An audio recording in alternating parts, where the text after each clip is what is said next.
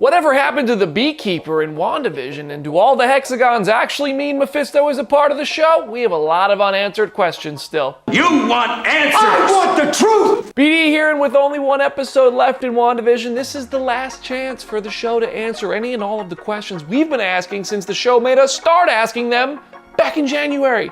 I don't think we're ever going to find out why Natasha Romanoff got to drive a Corvette, Tony Stark drives R8s, and Steve Rogers drives sexy, futuristic electric Audis, and all Wanda gets to drive is a used Buick and gets a rollaway cart in her room as a TV stand. It's the hard knock life for us. But honestly, there are more important questions. So drop your big WandaVision questions in the comments section. If I don't cover it, these are mine. Questions bring more questions. First of all, who is the aerospace engineer? For 2 consecutive weeks, WandaVision had Monica Rambeau make mention of an aerospace engineer who would help her get into Westview. Then, suddenly a whole team showed up and we were all just like, is that it?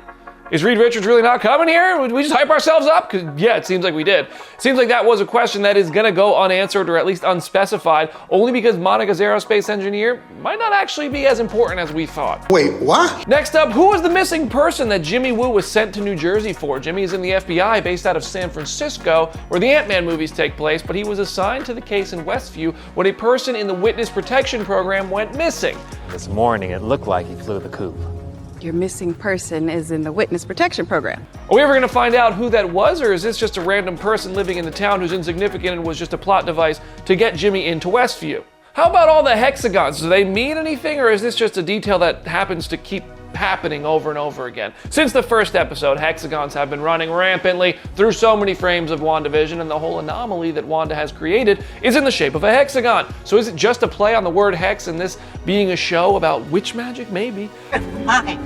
A hex charm. But then why did I go back and think about the post-credit scene from Spider-Man Far From Home and actually link the fact that there was a hexagon on Nick Fury's screen while he was building S.W.O.R.D.? I'm thinking about this way too much, guys. So what do I find out, man? What do I find out? I'm definitely hoping we get some sort of acknowledgement on Evan Peters taking over the role of Quicksilver in one way or another as it pertains to the multiverse. Is he from the multiverse, considering Evan Peters played this character in a separate film universe when Fox was making X-Men movies? And if not, wouldn't this just seem to be a frustrating multiverse theory baiting detail? But it would be way more frustrating if they don't acknowledge it at all. Just say it is or say it isn't.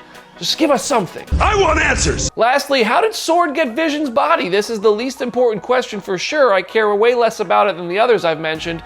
I honestly would rather know if that fly from episode 7 was Mephisto or how Abe Brown from Spider-Man Homecoming ended up working on the MCU WandaVision's film crew. But the question of Vision's body actually is part of a bigger problem I have here, which is why do the Avengers hate funerals for anybody that isn't named Tony Stark? I love Tony. Iron Man's my man.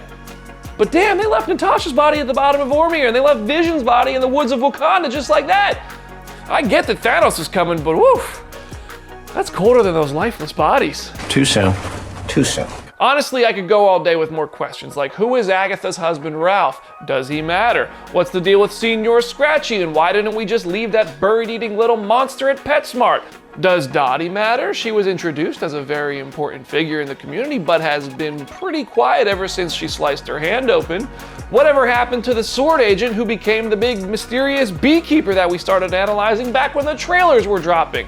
What were Agnes and Herbert gonna say when they didn't finish that sentence all the way back in episode 3? And honestly, most importantly, why is Hayward such a The world may never know. The world!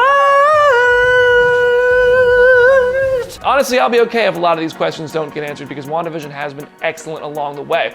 But what WandaVision questions do you still want answered? Share them in the comment section or send them my way on Instagram at BrandonDavisPD and head over to Comicbook.com/Marvel for more updates. I'm BD. I'll see you there.